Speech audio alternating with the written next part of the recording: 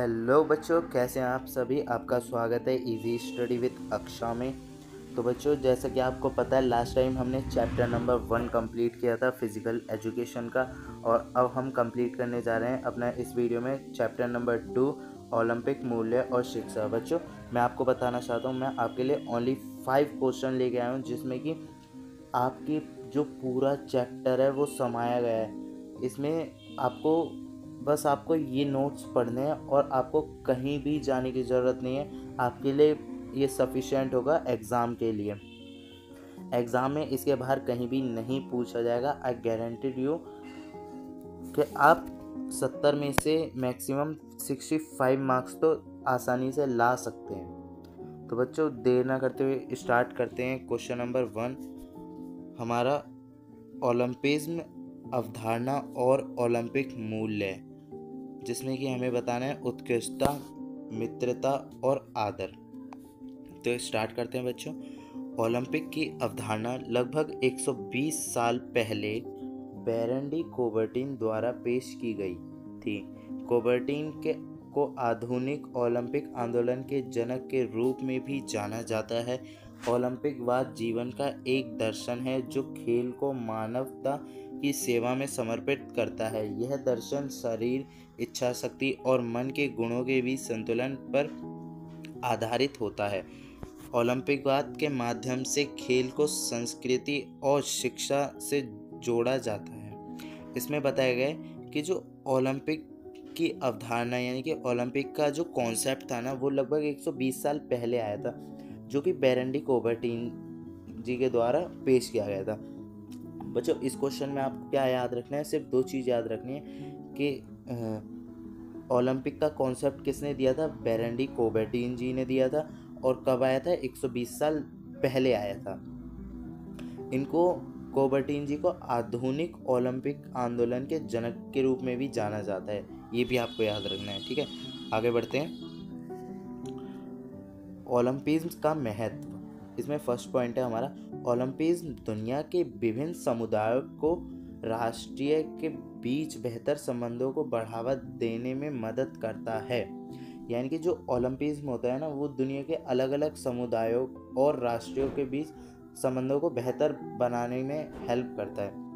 Second point है हमारा, ओलंपिज्म हमें एक दूसरे के साथ सद्भावपूर्वक रहने में भी मदद करता है। यानी कि जो ओलंपिज्म होता है ना, वो एक दूसरे के साथ शांतिपूर्वक रहने में भी मदद करता है। थर्ड पॉइंट है हमारा इसका, ओलंपिज्म दुनिया को यह दिखाने का सबसे अच्छा तरीका है कि हम खुद को बेहतर कर सकते हैं। यानी कि जो ओलंपिज्म होता है ना, उसमें जो एथलीट्स होते हैं वो अपने खेल का प्रदर्शन करते हैं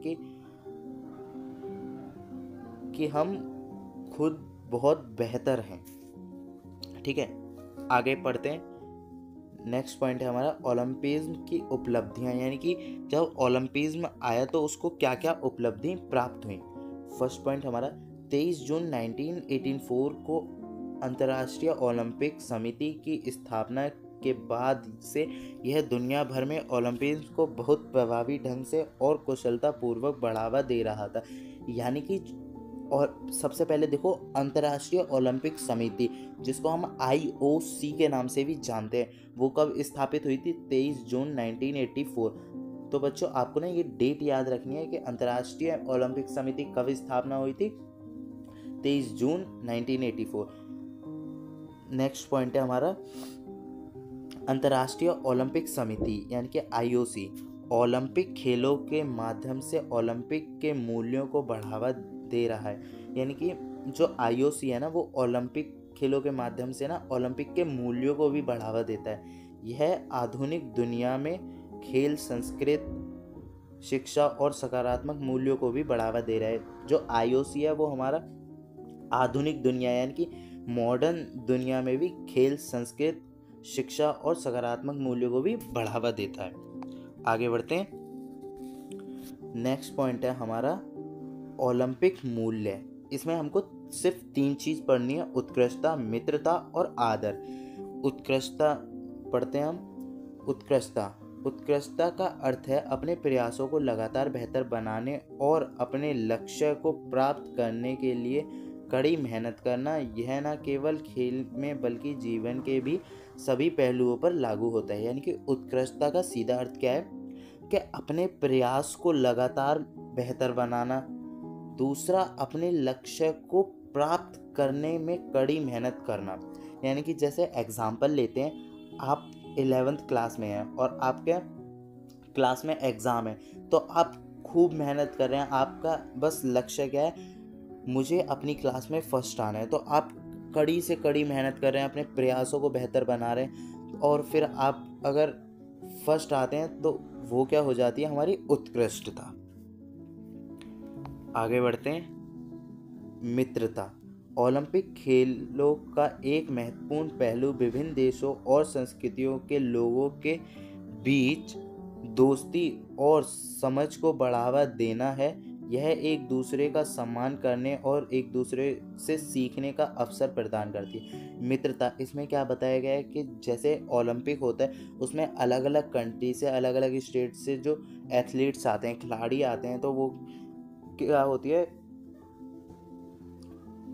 सबके अलग अलग कल्चर होते हैं, अलग अलग संस्कृतियाँ होती हैं, उनके अलग अलग समझ होती है। तो उनके बीच दोस्ती करने में और उनकी संस्कृति को जानने में ओलंपिक क्या करता है, मदद करता है। और एक दूसरे का सम्मान करने में भी ओलंपिक मदद करता है। थर्ड है हमारा आदर। आदर सम्मान का अर्थ है खुद को, दूसरों को, नियमों को और पर्यावरण को सम्मान देना। आदर का असली मतलब क्या है, सबसे पहले खुद को सम्मान देना, दूसरों को सम्मान देना और नियमों को सम्मान देना और पर्यावरण यानी कि अपने एनवायरनमेंट को सम्मान देना। यह निष्पक्ष खेल और एक सकारात्मक वातावरण के लिए आवश्यक है। जो आदर होता है ना, सम्मान होता है, वो निष्पक्ष खेल और एक सकारात्मक वातावरण के लिए आवश्यक होता है। ठीक है, नेक्स्ट क्वेश्चन है हमारा क्वेश्चन नंबर 2, जिसमें हमें पढ़ना है ओलंपिक मूल्य शिक्षा। जैसे कि आप जानते हैं कि जो हमारा चैप्टर है उसकी हेडिंग ही ओलंपिक मूल्य शिक्षा है। तो सेकंड क्वेश्चन में हम जानेंगे कि ओलंपिक मूल्य शिक्षा होती क्या है। इसमें आपको बताना है प्रयास की खुशी, निष्पक्ष खेल, दूसरों के लिए सम्मान, उत्कृष्टता की खोज, शरीर, इच्छा और मन के बीच संतुलन का वर्णन कीजिए। यानी कि इसमें हमें प्रयास की खुशी बतानी है, निष्पक्ष खेल, दूसरों के लिए सम्मान, उत्कृष्टता की खोज, शरीर, इच्छा और मन के बीच संतुलन। तो आइए देखते हैं कि क्या होता है। ओलंपिक मूल्यों में प्रयास की खुशी, निष्पक्ष खेल, दूसरों के प्रति सम्मान, उत्कृष्टता की खोज और शरीर, इच्छा और मन के बीच संतुलन शामिल है। यानी कि जो ओलंपिक होते हैं उसके जो मूल्य होते हैं उनमें क्या, शरीर, इच्छा और मन के बीच संतुलन, ये सब शामिल होते हैं। यह मूल्य जो ओलंपिक दर्शन का हिस्सा है। यानी कि जो ये मूल्य है ना, प्रयास की खुशी, निष्पक्ष के लिए सब क्या है, ओलंपिक के दर्शन के हिस्सा हैं। शिक्षा, खेल और संस्कृति के माध्यम से बेहतर विश्व के निर्माण के लिए महत्वपूर्ण है। यानी कि जो शिक्षा हो गई, हमारी खेल है, संस्कृति है, तो ओलंपिक में क्या होता है, सभी चीज़ फॉलो होती है। जैसे कि आपको पता है, तो ये क्या होती हैं, एक बेहतर विश्व यानी कि बेहतरीन वर्ल्ड निर्माण करने में महत्वपूर्ण है। पॉइंट नंबर 1 पढ़ते हैं, जो कि हमसे पूछा गया था, प्रयास की खुशी। इसका मतलब है कि व्यक्तिगत सर्वश्रेष्ठ प्रदर्शन के लिए प्रयास करने में आनंद खोजना। यानी कि इसका मतलब है कि अगर कोई एथलीट प्रदर्शन कर रहा है, प्रयास कर रहा है, तो उस प्रयास करने में वो आनंद खोजे, तो वही हो जाता है हमारा प्रयास की खुशी। इस प्रयास से जुड़ी खुशी का अनुभव करना और जो प्रयास करता है उससे जुड़ी जितनी भी खुशियाँ, उनका अनुभव लेना, वही हमारा कहलाता है प्रयास की खुशी। जैसे बच्चा जिस भी खेल या शारीरिक गतिविधि में भाग ले, उसे उस खेल का पूरा आनंद लेना चाहिए। जैसे जो बच्चे होते हैं, स्टूडेंट्स होते हैं, वो किसी भी खेल में या फिर शारीरिक गतिविधि में भाग लेते हैं, तो उनको क्या करना चाहिए, उस खेल का पूरा आनंद लेना चाहिए, उस प्रयास का पूरा आनंद उठाना चाहिए। सेकंड पॉइंट है हमारा निष्पक्ष खेल। निष्पक्ष खेल में जैसे हमने पहले क्वेश्चन में भी पढ़ा था, इसमें देखते हैं नियमों के अनुरूप खेलना, यानी कि नियमों के साथ खेलना। निष्पक्ष खेल में क्या होता है, नियमों के साथ खेलना। ईमानदारी के गुण को बढ़ावा देना, यानी कि ईमानदारी को बढ़ावा देना खेलों के आयोजन का एक प्रमुख उद्देश्य रहा है। निष्पक्ष खेल में क्या होता है, पहला हम नियमों के अनुरूप खेलते हैं, नियमों के साथ खेलते हैं। ईमानदारी के जो गुण होते हैं इन सभी को बढ़ावा देना एक प्रमुख उद्देश्य रहा है। ओलंपिक खेल निष्पक्षतापूर्ण खेल है के अवसरों को बढ़ाते हैं, यानी कि जो ओलंपिक होते हैं ना वो निष्पक्षतापूर्ण खेल के अवसरों को बढ़ावा देते हैं। ठीक है, आगे देखते हैं। निष्पक्षता से तात्पर्य है कि प्रत्येक खिलाड़ी तथा टीम के साथ न्याय होना चाहिए, यानी कि जैसे आप क्रिकेट देखते हैं, उसमें अगर कोई टीम आउट होती है, अगर थर्ड एम्पायर गैस नहीं कर पाता तो वो क्या करते हैं कि फोर्थ एम्पायर को पॉइंट देते हैं कि आपको इनकी जज करके बताना है कौन आउट है और कौन नहीं, यानी कि किसी भी टीम के साथ अन्याय ना हो। वो क्या कहलाता है, हमारा निष्पक्ष खेल। ठीक है,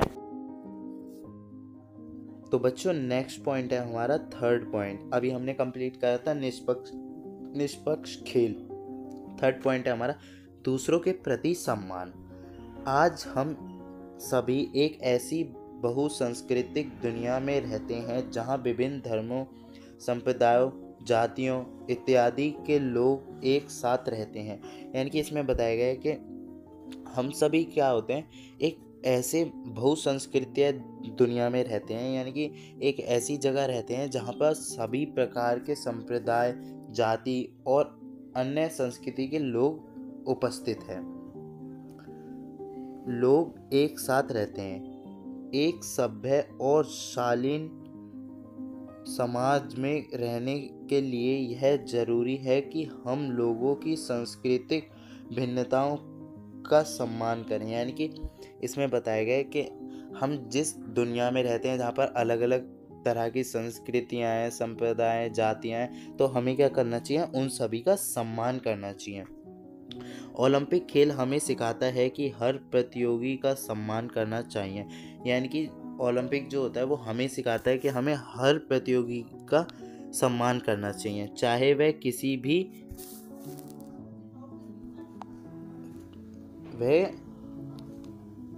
किसी भी पृष्ठभूमि या संस्कृति से हो। यानी कि जो ओलंपिक जो होता है वो हम लोगों को सिखाता है कि हमें हर प्रतियोगी का सम्मान करना चाहिए, चाहे वो कहीं से भी आया हो या किसी भी संस्कृति का हो। आगे पढ़ते हैं नेक्स्ट पॉइंट नंबर 4, उत्कृष्टता की खोज। ओलंपिक खेल हमें प्रेरित करते हैं कि हम अपने व्यक्तिगत सर्वश्रेष्ठ प्रदर्शन के लिए प्रयास करें और लगातार सुधार करें। यानी कि जो ओलंपिक होता है वो हमें प्रेरित करता है कि हमारे प्रयास में अगर कहीं गलती रहती है तो हम उसको लगातार बेहतर करें। उत्कृष्टता का तात्पर्य दूसरों को मात देना नहीं, यानी कि उत्कृष्टता का तात्पर्य दूसरों को मात देना नहीं होता, बल्कि अपने द्वारा किए जाने वाले सभी कार्यों को सर्वश्रेष्ठ बनाना। यानी कि जो उत्कृष्टता का मेन मकसद होता है अपनी कार्यों को लगातार बेहतर बनाना, वही होता है हमारा उत्कृष्टता। इसका मतलब हमें दूसरों को हराना नहीं होता। ठीक है,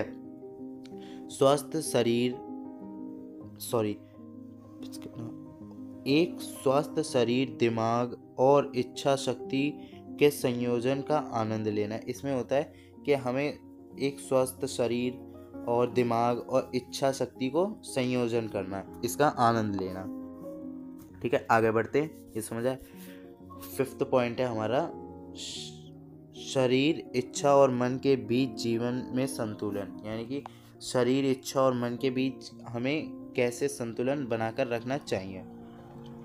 किसी भी खेल में भाग लेने और उत्कृष्टता प्राप्त करने के लिए व्यक्ति को विभिन्न कौशलों की सीखना, खेल संबंधी नियमों को याद रखना और अभ्यास करना होता है। इस सीखने की प्रक्रिया के दौरान न केवल व्यक्ति का दिमाग बल्कि उसका पूरा शरीर साथ साथ उसके सीखने की इच्छा भी प्रक्रिया में कार्यरत होती है। इसलिए हम कह सकते हैं कि खेल शरीर, इच्छा और मन को संतुलित करने का एक माध्यम है। इसका मतलब क्या है कि जब हम कोई भी खेल खेलते हैं तो उसमें हमारी जो पूरी बॉडी होती है वो एक्टिव होनी चाहिए, जिसमें हमारा शरीर होता है, ठीक है, इच्छा होती है, मन होती है। तो उससे क्या होता है, हम अगर तीनों के बीच में संतुलन बना कर रखेंगे तभी हम उस खेल में अच्छा खेल पाएंगे। अगर हम तीनों के बीच में संतुलन नहीं बना कर रखेंगे तो हम कोई भी खेल या कोई भी गतिविधि अच्छे नहीं कर पाएंगे। जैसे आपका शरीर अच्छा है और आपका मन अच्छा है, आपकी इच्छा खेलने की नहीं है, आपकी जो इच्छा है वो खेलने की नहीं है, तो आप उस खेल को खेलते हो तो आपका बिल्कुल भी मन नहीं करता खेलने का और आप ना ही उस खेल में अच्छा प्रदर्शन कर पाते हो। ठीक है, नेक्स्ट हम पढ़ते हैं क्वेश्चन नंबर 3, जो कि हमारा है प्राचीन तथा आधुनिक ओलंपिक का वर्णन कीजिए। यानी कि हमें इसमें ट्रेडिशनल और मॉडर्न ओलंपिक का वर्णन करना है। तो आगे पढ़ते हैं। प्राचीन और आधुनिक ओलंपिक खेलों में कई महत्वपूर्ण अंतर हैं। प्राचीन ओलंपिक खेल जो यूनान में देवताओं के सम्मान में आयोजित किए जाते थे, धार्मिक और सांस्कृतिक महत्व रखते थे, जबकि आधुनिक ओलंपिक खेल एक वैश्विक खेल आयोजन है जो विभिन्न देशों के एथलीट्स को एक साथ लाता है। देखो भाई, प्राचीन और आधुनिक खेल के बीच में क्या अंतर है। प्राचीन खेलों में क्या होता था, सिर्फ जो यूनान लोग थे, यानी कि जो यूनान के लोग थे, वो क्या करते थे, देवताओं के सम्मान में ओलंपिक को आयोजित करते थे। ठीक है, इसमें धार्मिक और सांस्कृतिक महत्व भी दिया जाता था। जबकि जो मॉडर्न ओलंपिक है, इसमें वैश्विक खेल आयोजन होते हैं, ना कि धार्मिक खेल आयोजन होते हैं। आधुनिक ओलंपिक में कोई भी किसी भी देवताओं के सम्मान में नहीं खेला जाता, जबकि जो प्राचीन ओलंपिक था उसमें देवताओं के सम्मान में जो खेल थे वो खेले जाते थे। ठीक है, आगे देखते हैं क्या होता है। आगे पढ़ते हैं प्राचीन ओलंपिक के बारे में। पहला, प्राचीन ओलंपिक किस किस चीज के ऊपर होता था। पहला, धार्मिक महत्व। प्राचीन ओलंपिक खेल यूनानी देवताओं विशेषकर ज्यूस के सम्मान में आयोजित किए जाते थे। यानी कि जो प्राचीन ओलंपिक थे ना, वो धार्मिक महत्व भी थे। इसमें क्या होता था कि जो यूनानी देवता थे और विशेषकर जो ज्यूस लोग थे उनके सम्मान में ओलंपिक आयोजित किया जाता था। सेकंड पॉइंट है हमारा केवल यूनानी। केवल यूनानी कैसा है। प्राचीन ओलंपिक में केवल यूनानी पुरुष एथलीट ही भाग ले सकते थे और महिलाओं को भाग लेने की अनुमति नहीं थी। यानी कि आप ध्यान रखेंगे, ये एग्जाम में 100% आता है। प्राचीन ओलंपिक तथा आधुनिक ओलंपिक के बीच में डिफरेंस बताओ। तो हमें इसी तरीके से आंसर देना है। ठीक है, हमारा सेकंड पॉइंट हो गया केवल यूनानी। ठीक है, इसमें क्या होता है कि सिर्फ यूनानी पुरुष ही भाग लेते थे और जो महिलाएं थी वो भाग नहीं लेती थी। थर्ड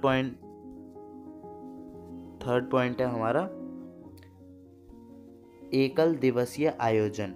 यानी कि प्राचीन ओलंपिक खेल शुरू में 1 दिवसीय थे, बाद में इन्हें 3 और फिर 5 दिनों तक बढ़ाया गया। यानी कि जो ओलंपिक थे प्राचीन समय में वो 1 ही दिन खेले जाते थे, फिर उसके बाद धीरे धीरे इनको बढ़ा के 3 और 5 दिन कर दिया गया था।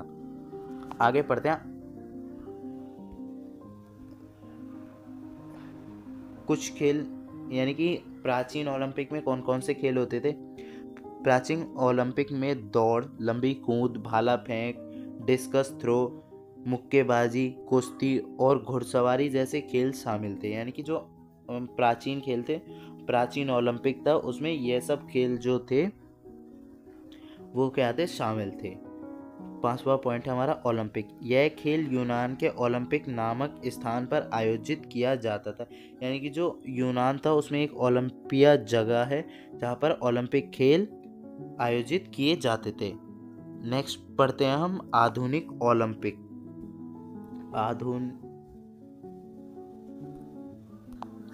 आगे पढ़ते हैं आधुनिक ओलंपिक के बारे में। ठीक है, धर्म निरपेक्ष। आधुनिक ओलंपिक खेल धार्मिक उत्सवों से अलग खेल कौशल और अंतर्राष्ट्रीयता पर केंद्रित है। यानी कि जो आधुनिक यानी कि मॉडर्न ओलंपिक है वो क्या है, धार्मिक उत्सवों से अलग है। इसमें क्या किया गया है, जो अंतर्राष्ट्रीयता यानी कि इंटरनेशनल लेवल पर ये केंद्र होते हैं। बहुराष्ट्रीय। आधुनिक ओलंपिक में दुनिया भर के एथलीट्स भाग लेते हैं जिनमें महिलाएं भी शामिल होती हैं। यानी कि सेकंड डिफरेंस है, प्राचीन ओलंपिक में जो थी वुमेन्स शामिल नहीं थी, ओनली यूनानी पुरुष थे। और आधुनिक में क्या होता है हमारा कि जो दुनिया भर के एथलीट्स भाग लेते हैं, ठीक है, और महिलाएं भी शामिल थीं आधुनिक ओलंपिक में। विभिन्न खेल यानी कि कौन कौन से खेल थे आधुनिक ओलंपिक में, प्राचीन खेलों के अलावा शीतकालीन खेल, पैरालंपिक और युवा ओलंपिक जैसे विभिन्न खेल शामिल हैं। देखते हैं विभिन्न स्थान। आधुनिक ओलंपिक खेल विभिन्न देशों में आयोजित किया जाता है हर 4 साल में एक बार। यानी कि जो ओलंपिक खेल होते हैं ना वो अलग अलग स्थान पे क्या होते हैं, आयोजित होते हैं। ठीक है, और हर 4 साल में एक बार होता है।